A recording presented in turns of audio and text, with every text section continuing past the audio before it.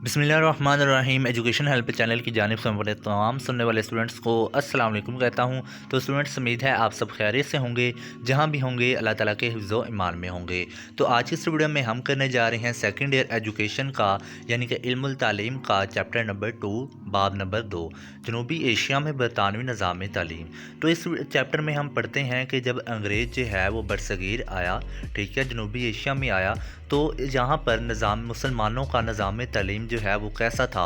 अंग्रेज़ों ने क्या महसूस किया कि यहाँ पर जो है वो एजुकेशन का, यानी कि निज़ाम तालीम कैसा है, कैसा निज़ाम राइज है, और इन्होंने ऐसा प्लान बनाया कि यहाँ पर आकर जो है वो मुसलमानों के निज़ाम तालीम को ख़त्म करें और अपना जो है वो निज़ाम तालीम जो है वो यहाँ पर लागू करें। ठीक है, कुछ अंग्रेज़ पहले आए ईस्ट इंडिया कंपनी की जानिब से। ठीक है, अंग्रेज़ उन्होंने यहाँ पर जायज़ा लिया कि निज़ाम तालीम कैसा चल रहा है। ठीक है, तो कुछ जो है वो यहाँ पर मौरखीन भी बयान किए गए हैं। ठीक है, और उसके बाद जो है वो जब अंग्रेज़ों ने अपना निज़ाम तालीम फैलाना शुरू किया तो उन्होंने क्या क्या इस्लाहात की, यहाँ पर कौन से कॉलेज या फिर कैसा निज़ाम तालीम जो है वो यहाँ पर लागू किया। इसके अलावा दूसरी जानिब मुसलमानों ने इनके मुकाबले में क्या क्या जो है वो कोशिशें की हैं, वो भी सारी जो हैं वो इस चैप्टर में हम पढ़ते हैं। तो आज इस वीडियो में जो है वो सारे कॉन्सेप्ट क्लियर होंगे। ठीक है, शॉर्ट क्वेश्चंस की ये वीडियो है। ठीक है, जिसमें मैं आपको जो है वो आंसर भी बताऊंगा। ये तमाम क्वेश्चंस जो हैं जो पास पेपर से भी ले लिए हैं मैंने। ठीक है, जो इस साल इंपॉर्टेंट के क्वेश्चन पूरे चैप्टर में से वो भी मैंने जो है वो इसमें शामिल कर दिए हैं। शर्त ये है कि अगर आप इस वीडियो को मुकम्मल देखेंगे ना तो इंशाल्लाह इसी में से आपका जो है वो क्वेश्चन जो है आपको से पूछे जाएंगे बोर्ड के एग्ज़ाम में। ठीक है, तो इस वीडियो को आपने ज़रा भी स्किप नहीं करना। तो चलें वीडियो शुरू करते हैं। सबसे पहले जो हमारे पास आपका पेज नंबर 1 है, वहाँ से कुछ क्वेश्चंस मैंने लिए थे। वो है सवाल नंबर 1, अंग्रेज़ मौरखीन मुसलमान बरसगीर की तालीमी सहूलियात के बारे में किस बात के मुख्तलिफ हैं। ठीक है, यानी कि जब मुसलमान जो थे बरसगीर की तालीमी सहूलियात जो उन्होंने फ़राहम की थी बरसगीर में, तो अंग्रेज़ क्या चीज़ मानते थे। आंसर लिखेंगे, अंग्रेज़ मौरखीन और ज़िम्मेदाराना हुकूमत इस बात के मुतरफ़ हैं कि मुसलमान बरसगीर के दौर में तालीम आम और मुफ्त थी और मेयार तालीम बुलंद था और तालीमी सहूलतें वाफर थीं। सर थॉमस मनरो ने अपनी रिपोर्ट में क्या इतराफ़ किया। सर थॉमस मनरो 25 जून 1822 की रिपोर्ट में पहली अहम दस्तावेज़ जिसमें इतराफ़ है कि मदारस के सूबे में हर 500 अफराद की आबादी में एक स्कूल मौजूद था और आबादी की 1/3 लोगों को स्कूल की सहूलियात दस्तयाब थी। ठीक हो गया, ये आंसर आप इसका लिखेंगे। नेक्स्ट क्वेश्चन है, हिंदुस्तान में तालीम की वसाअत के बारे में R.V. पॉलिकर ने क्या लिखा। R.V. पॉलिकर लिखते हैं कि हिंदुस्तान में पढ़े लिखे लोगों का तनासब इतना ही है जितना यूरोपीय ममालिक में है। ठीक है, विलियम आडम की बरसगीर में तालीमी हालत के मुतालिक क्या रिपोर्ट थी। विलियम आडम के अंग्रेज़ी हुकूमत के आगाज़ के वक्त सूबा बंगाल और बहार में 5 से 10 साल की उम्र के बच्चों के लिए 1 लाख स्कूल मौजूद थे जिन पर पढ़ने लिखने और इब्तदाई हिसाब की तालीम दी जाती थी। पंजाब के मुतालिक मिस्टर आर्नल्ड ने क्या लिखा। वो लिखते हैं कि तालीम यहाँ आम है, मुसलमान, हिंदू और सिख कभी सभी तालीम हासिल करते हैं, अलबत्ता उस्ताज़ा मुसलमान हैं। ठीक है, सर विलियम हंटर ने हिंदुस्तानी मुसलमानों के मुतालिक क्या लिखा। सर विलियम हंटर ने लिखा, मुल्क में हमारे कब्ज़ा से पहले मुसलमान न सिर्फ सियासी एतबार से बल्कि इल्मी एतबार से भी हिंदुस्तान में बड़ी क़ुव्वत रखते थे। इनका निज़ाम तालीम आला दर्जे की ज़हनी तरबियत देता था और ये हिंदुस्तान के दीगर तमाम तालीमी निज़ामों से बदर्जा बेहतर था। ठीक है, बदर्जा बेहतर था। तो ये जितने ऊपर मैंने आपको 3 जो हैं वो बताए हैं जिन्होंने अपनी रिपोर्ट पेश की थी, तो आपने ये इनका जो है वो ऐसे ही याद करना है। इनमें से जो है वो एक जो है वो अक्सर बोर्ड के एग्ज़ाम में क्वेश्चन जो है वो आया होता है। ठीक है, अंग्रेज़ बरसगीर में किस गर्ज से आए थे। अंग्रेज़ जो है वो बरसगीर में तजारत की गर्ज से आए थे, लेकिन आखिर में जो है वो इसके मुल्क के हुक्मरान बन गए थे। ईस्ट इंडिया कंपनी पर नोट लिखें, आप इसके बारे में क्या जानते हैं। ईस्ट इंडिया कंपनी बरतानिया की एक तजारती कंपनी थी जिसने बाद में इस सियासी हैसियत इख्तियार कर ली। 1757 में जंग प्लासी में कामयाबी और बंगाल पर कब्ज़ा के बाद यह हुक्मरान ताकत बन गई। कंपनी ने ईसाइयत की तबलीग के भरपूर और अहम इक़दाम किए। कंपनी ने बरसगीर पाक व हिंद के लोगों को ज़हनी तब्दीली के लिए दो दरस तालीमी हिकमत अमली की ताकि जहाँ के लोगों को ज़हनी तौर पर ग़ुलाम बनाया जाए। ईस्ट इंडिया कंपनी की तालीमी पॉलिसी के दोनों नुकात तहरीर करें। ईस्ट इंडिया कंपनी की तालीमी पॉलिसी के दो नुकात दर्ज झैल हैं। सबसे पहले जो था वो ईसाइयत की भरपूर तबलीग करना, मगरबी उलूम की तरोीज व अशात करना। हिंदुस्तान में कंपनी की तालीमी पॉलिसी का बानी कौन था? चार्ल्स ग्रांट किस कंपनी में मुलाजिम था? चार्ल्स कौन था? ठीक है, ये मुख्तलिफ तरह से आपसे क्वेश्चन पूछा जा सकता है। पहला ये, हिंदुस्तान में कंपनी की तालीमी पॉलिसी का बानी कौन था, या फिर चार्ल्स ग्रांट की कंपनी में मुलाजम था। किस कंपनी में मुलाजम था? चार्ल्स ग्रांट कौन था? हिंदुस्तान में कंपनी की तालीमी पॉलिसी का बानी चार्ल्स ग्रांट था। Charles grant east India company में मुलाजिम था। चार्ल्स ग्रांट को तालीमी पॉलिसी का बानी क्यों कहा जाता है? मोस्ट इंपॉर्टेंट क्वेश्चन है, अक्सर जो है वो पेपर में आ जाता है।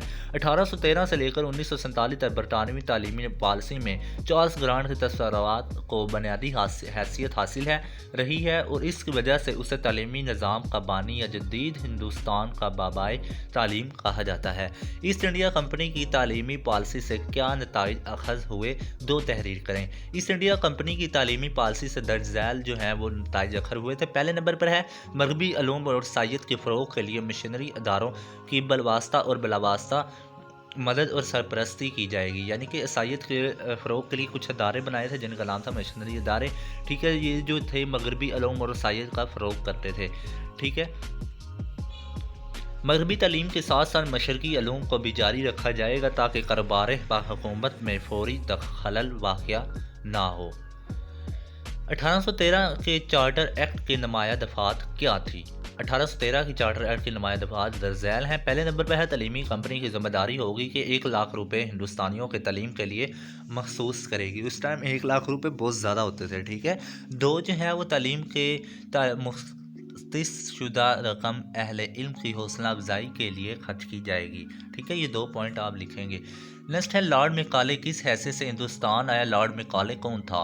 लॉर्ड मैकाले 1833 में सुप्रीम काउंसिल का मेंबर और पब्लिक इंस्ट्रक्शंस कंपनी का सेक्रेटरी मुकर्रर होकर हिंदुस्तान में आया। बेंटिंग रेजोल्यूशन के खुदखाल बयान करें। सरकारी तालीम का मकसद हिंदुस्तान में मगरबी उलूम व साइंस का फ़रोग़ है। ज़रिए तालीम जो है वो अंग्रेज़ी होगा। ठीक है, 1813 से 1854 तक के 2 अहम तालीमी वाक़यात लिखें। वो ऐसे थे कि 1815 में सरकारी सतह पर बम्बई एजुकेशन सोसाइटी कायम कर दी गई। 1816 में कोलकाता वदियालिया के नाम से एक तालीमी अदारा कायम किया गया। हिंदुस्तान के पहले गवर्नमेंट कॉलेज के मुतालिक 2 फ़िक़रात लिखें। 1816 में कोलकाता वदियालिया के नाम से एक तालीमी अदारा कायम किया गया जिसको 1819 में कॉलेज बना दिया गया। ये हिंदुस्तान का पहला गवर्नमेंट कॉलेज था। यहाँ का ज़रिए तदरीस अंग्रेज़ी मुकर्रर किया गया। 1828 में किसने मुस्लिम मदारस के औक़ार ज़ब्त करने का हुक्म दिया? तो ये था गवर्नर 1828 में गवर्नर जनरल विलियम बेंटिंग ने मुस्लिम मदारस के औक़ाफ़ ज़ब्त करने का हुक्म दिया। 1836 कोलकाता में कौन से कॉलेज कायम हुए? 1836 में हगली कॉलेज कोलकाता और मेडिकल कॉलेज कोलकाता कायम किया गया। वुड स्पीच से क्या मुराद है? इससे मुराद बरतानी हुकूमत के हिंदुस्तानियों की तालीम के मुतालिक वो सिफारिशात हैं जो चार्ल्स वुड ने अपने मशहूर मार्सले की शक्ल में 1854 में कंपनी को अरसाल की। वुड स्पीच की 2 अहम खदुखाल सिफारिशात लिखें। वुड स्पीच की 2 अहम खदुखाल दर्ज हैं। हर सूबे में तालीम का महकमा कायम किया जाएगा जिसका सरबराह डायरेक्टरेट पब्लिक इंस्ट्रक्शन होगा। तालीम नस्वा को यकसा अहमियत और सरपरस्ती दी जाएगी। ठीक है, तालीम नस्वा यानी औरतों की तालीम को। इन 3 शहरों के नाम लिखें जिनमें 1856-57 में यूनिवर्सिटियाँ कायम हुई। कोलकाता, बनारस और मुंबई में। ठीक है, नेक्स्ट है 1854 से 1905 तक के दौर के 2 अहम तालीमी वाक़यात तहरीर करें। 1854 से 1905 तक के दौर की 2 अहम तालीमी वाक़यात दर्ज झैल हैं। 1857 में मुंबई यूनिवर्सिटी कायम हुई। 1857 में कोलकाता यूनिवर्सिटी कायम हुई। वुड स्पीच का तजवीज़ करदा निज़ाम ग्रांट्स इन एड की 2 खसूसियात शराइत लिखें। ग्रांट सिर्फ इन इदारों को मिलेगी जिनमें सेकुलर तालीम दी जाएगी। انگریزی ذریعہ تعلیم ہوگا۔ سارجنٹ رپورٹ کسے کہتے ہیں؟ حکومت برطانیہ نے 1944 میں ہندوستانیوں کے لیے ایک نئی تعلیمی اسکیم تیار کی جس کو سارجنٹ رپورٹ کہتے ہیں۔ سارجنٹ رپورٹ کے 2 نکات کیا تھے؟ وہ یہ تھے کہ 14 برس تک کی عمر کے تمام بچوں کے لیے تعلیم مفت اور لازمی ہوگی، اساتذہ کی تربیت کا معقول انتظام اور ملازمت کے قواعد کو بہتر بنانا۔ سارجنٹ رپورٹ کے بعد بننے والے ہائی اسکولوں کی کتنی اقسام ہیں؟ ہائی اسکول کی 2 اقسام تھے جس میں عمومی ہائی اسکول جو تھے اور ٹیکنیکل ہائی اسکول تھے۔ عمومی اسکولوں میں کون سی تعلیم کا دینا مقصد تھا؟ عمومی اسکولوں میں آرٹس اور سائنس کی تعلیم دینا مقصد تھا۔ ٹیکنیکل ہائی اسکول میں کیسی تعلیم دی جاتی تھی؟ ان اسکولوں میں صنعتی، تجارتی اور پیشہ ورانہ مضامین اور مہارتوں کی تعلیم دی جاتی تھی۔ ان اسکولوں میں سائنس کا مضمون لازمی تھا۔ اس کے علاوہ لکڑی، پتھر اور دھات کے کام کی تعلیم کا انتظام تھا۔ برصغیر میں اسلامی نظام تعلیم کی 2 خصوصیات لکھیں۔ برصغیر میں اسلامی نظام تعلیم کی 2 خصوصیات جو ہیں وہ درج ذیل ہیں۔ پہلے جو ہے برصغیر میں تعلیم عام اور مفت تھی۔ تعلیم کا بنیادی مقصد تعمیر کردار اچھے انسان پیدا کرنا تھا۔ یہ کس کا مقصد تھا؟ اسلامی نظام تعلیم تھا۔ اچھا، یہ پہلے آپ نے نا لائن اچھی طرح پڑھ لینی، کون سے نظام تعلیم کی جو ہے وہ خصوصیات پوچھ رہا ہے، ٹھیک ہے، خامیاں کون سے نظام تعلیم کا پوچھ رہا ہے، ٹھیک ہے۔ یہ اس میں آپ نے غور کرنا ہے کہ اسلامی نظام تعلیم کا پوچھ رہا ہے تو آپ نے اسلامی نظام تعلیم کا لکھنا ہے، ٹھیک ہے۔ برطانوی نظام تعلیم کی مقاصد کیا تھے؟ برطانوی نظام تعلیم میں تعلیم کے مقاصد درج ذیل تھے۔ اس نظام تعلیم کا اولین مقصد حکومت برطانیہ کے لیے وفادار ملازمین کی فراہمی تھا۔ دوسرا مقصد ہندوستان میں عیسائیت کی تبلیغ تھا۔ تیسرا مقصد محکوم قوم پیدا کرنا تھا۔ ٹھیک ہو گیا۔ نیکسٹ ہے، انگریز حکومت نے ملازمتوں کو کن افراد کے لیے مخصوص کر دیا تھا؟ انگریزی حکومت نے ملازمتوں کو حکومت کے منظور کردہ ان تعلیمی اداروں کے فارغ التحصیل افراد کے لیے مخصوص کر دیا تھا جس کا نصاب حکومت کی طرف سے متعین تھا، جس میں انگریزی زبان و ادب اور مغربی علوم و فنون شامل تھے۔ نیکسٹ کوشچن ہے، مشنری اداروں کی 2 خصوصیات لکھیں۔ یہ عام طور پر گرجا سے متصل ہوتے تھے، ان سلیم مقام پر نصیب ہوتی تھی۔ تعلیمی اداروں کو پورا ماحول عیسائی ہوتا تھا، ٹھیک ہے۔ برطانوی تعلیم میں سیکولر پالیسی سے کیا مراد تھی؟ اس سے مراد یہ تھی کہ عیسائیت کے سوا کسی بھی دوسرے مذاہب کا نظام تعلیم کوئی دخل نہیں تھا۔ برطانوی نصاب تعلیم میں پڑھائے جانے والے مضامین کی فہرست لکھیں۔ اس میں تھا انگریزی، تاریخ، معاشیات، سیاست اور سائنس۔ یہ 5 مضامین جو ہے وہ پڑھائے جاتے تھے۔ انگریزوں کے رائج کردہ نظام امتحان کی 2 خامیاں خصوصیات لکھیں، ٹھیک ہے۔ یعنی کہ انگریزی نظام امتحان کا تعلق صرف نمبر حاصل کرنے تک محدود تھا، اس کا طالب علم کی تربیت اور کردار سے کوئی تعلق نہیں تھا۔ انگریزی نظام امتحان میں نصاب امتحان کے تابع ہو گیا اور اقدار کے تحفظ اور رویوں کی تشکیل کی جانچ کا انگریزوں کے نظام امتحان میں کوئی انتظام نہ تھا۔ انگریزوں نے مسلمانوں کے نظام تعلیم کو غیر مؤثر کرنے کے لیے کون سے اقدامات اٹھائے؟ مسلمانوں کے نظام تعلیم کو اپنے محدود مقاصد کے لیے منسوخ کر دیا، تعلیمی اداروں سے منسلک اوقات پر قبضے کر لیے۔ جنوبی ایشیا میں مسلمانوں کی تعلیمی تحریکات کی فہرست لکھیں۔ تحریک دیوبند، تحریک علی گڑھ، تحریک ندوۃ العلماء، جامعہ اسلامیہ۔ تحریک علی گڑھ کس طبقے کی نمائندہ جماعت تھی؟ تحریک علی گڑھ خواص کے طبقے کی نمائندہ جماعت تھی۔ تحریک دیوبند کا پس منظر مختصر بیان کریں۔ ہندوستان میں قبضے کے بعد انگریزوں نے جب نئے نظام کا نفاذ کیا تو ہندوؤں نے اسے بہت جلد قبول کر لیا، کیونکہ انہیں اس سے فرق نہیں پڑتا تھا، لیکن نئی صورتحال کو تسلیم کرنے کے لیے ذہنی طور پر تیار نہیں تھے، کیونکہ اس طرح ان کی تہذیبی اقدار و علمی روایات ختم ہونے اور مغربی پرستی کی طرف جانے کا خطرہ تھا۔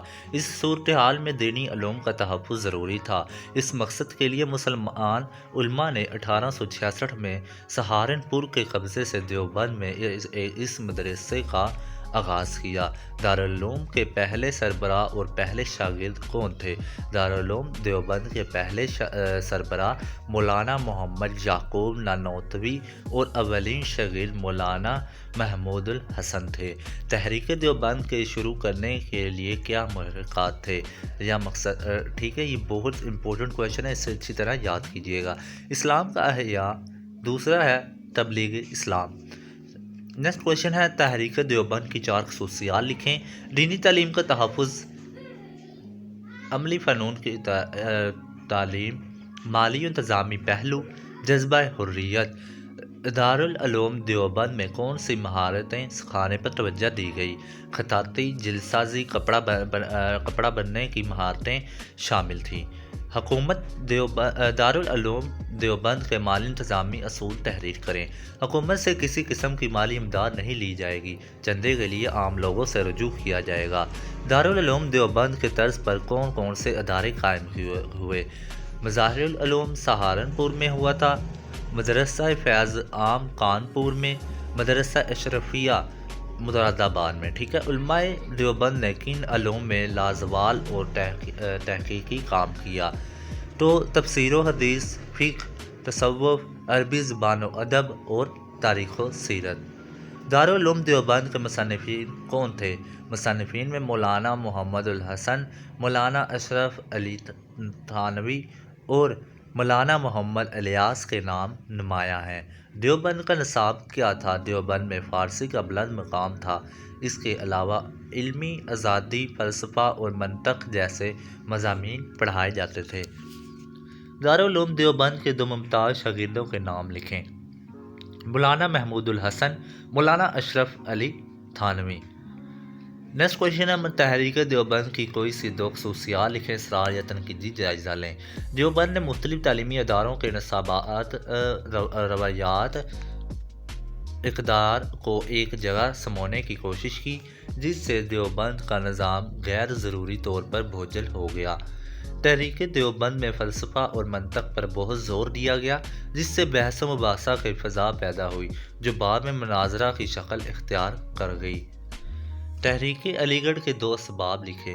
مسلمانوں کی اشاعت ثانیہ کرنا، صلیب اور حلال کے درمیان اہم آہنگی پیدا کرنا، مسلمانوں کے حقوق کی حفاظت کرنا۔ تحریک علی گڑھ کے مقاصد کیا تھے؟ دینی اور دنیاوی تعلیم میں فرق کرنا، مسلمانوں کی جدید تعلیم کی طرف راغب کرنا، اسلام کے تصور کو فروغ دینا، مسلمانوں کو کاروبار اور ملازمتوں اور تعلیم کے لیے رہنمائی فراہم کرنا۔ سر سید احمد خان کی تعلیمی خدمات کون سی تھیں؟ سائنٹیفک سوسائٹی کی بنیاد رکھی گئی۔ ٹھیک ہے، سائنٹیفک سوسائٹی کی بنیاد رکھی۔ علی گڑھ انسٹیٹیوٹ گزٹ شائع کیا، تعلیمی کمیٹی بنائی۔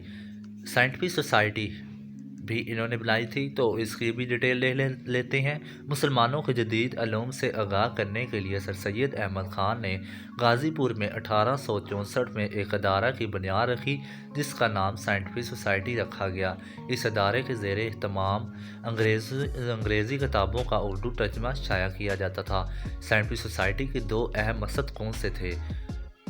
انگریزی کتب کا اردو ترجمہ شائع کرنا، ایسا مرکز بنانا جہاں انگریز اور مقامی لوگ جمع ہو کر مشترکہ مفادات کے بارے میں تبادلہ خیال کر سکیں۔ علی گڑھ انسٹیٹیوٹ گزٹ کیا ہے؟ سائنٹیفک سوسائٹی کے زیر اہتمام 13 مارچ 1866 ایک ہفتہ روزہ اخبار نکلنا شروع ہوا، جو علی گڑھ انسٹیٹیوٹ گزٹ کہلایا۔ یہ اخبار کچھ عرصہ بعد سہ روزہ ہو گیا۔ علی گڑھ انسٹیٹیوٹ گزٹ نکلنے کے کیا مقاصد تھے؟ درج ذیل مقاصد تھے انگریزوں کو ہندوستانی باشندوں کے احساسات سے آگاہ کرنا، ہندوستانیوں کو برطانوی نظام حکومت سے روشناس کروانا۔ علی گڑھ کے نصاب میں شامل 4 اہم مضامین لکھیں۔ علی گڑھ کے نصاب میں انگریزی، اردو، فلسفہ، تاریخ، ریاضی اور زراعت شامل تھے۔ علی گڑھ انسٹیٹیوٹ گزٹ کی 2 خصوصیات لکھیں۔ یہ ایک ہفتہ روزہ اخبار تھا، یہ انگریزی اور اردو دونوں زبانوں میں چھپتا تھا۔ علی گڑھ انسٹیٹیوٹ گزٹ میں کون سے گزٹ میں کون سے مضامین شائع ہوتے تھے؟ اس اخبار میں معاشرتی، اخلاقی، سیاسی اور علمی مضامین شائع ہوتے تھے۔ آل انڈیا محمدن ایجوکیشن کانفرنس کا انعقاد، مقاصد لکھیں۔ یہ خاصاً ایک غیر سیاسی تنظیم تھی۔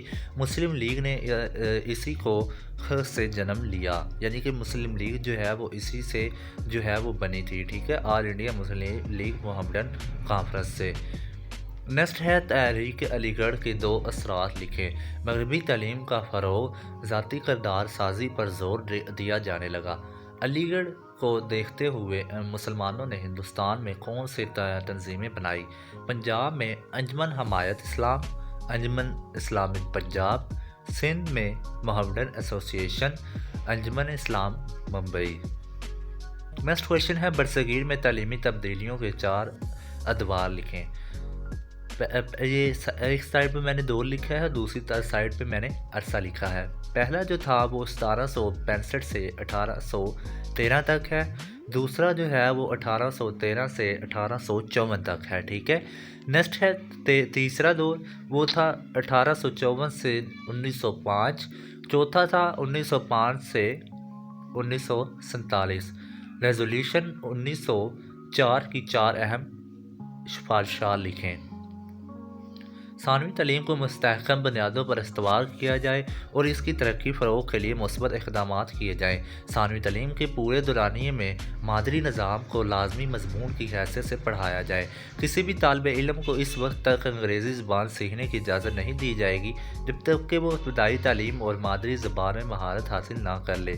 انگریزی زبان میں تدریس کے لیے طالب علم کی کم از کم عمر 17 سال ہو، ٹھیک ہو گیا۔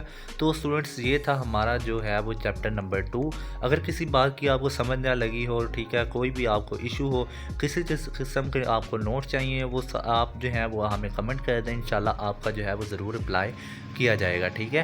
تو اسٹوڈنٹس اگر آپ کو یہ ویڈیو جو ہے وہ اچھی لگی ہو، ٹھیک ہے، تو کائنڈلی اس سے جو ہے وہ لائک کر دیں، اس سے جو ہے ہمارا حوصلہ بڑھتا ہے، ہمیں ایک موٹیویشن ملتی ہے، اور اسی طرح کی ویڈیو جو ہے وہ اسی چینل پر اپلوڈ کرتے ہیں، ٹھیک ہے۔ تو آپ نے یہ چینل سبسکرائب کر لینا، اس کے علاوہ جو ہے وہ اسی ویڈیو پر گیس پیپر بھی اپلوڈ کروں گا، ٹھیک ہے، جب آپ کے ایگزام جو ہیں وہ قریب آ جائیں گے، ٹھیک ہے۔ چیپٹر نمبر 1 اور 3 کا جو لنک ہے وہ میں آپ کو ڈسکرپشن میں دے رہا ہوں، اس پوری پلے لسٹ کا لنک جو ہے وہ میں آپ کو ڈسکرپشن میں دے رہا ہوں، ٹھیک ہے۔ انہیں بھی جا کر دیکھ لیجیے گا، انہیں بھی اس پر بھی میں نے بہت امپورٹنٹ کویشچن جو ہیں وہ بار نمبر 1 اور 2 کے جو ہے وہ بتائے ہیں، ٹھیک ہے۔ اپنا بہت سارا خیال رکھیے گا، اللہ حافظ۔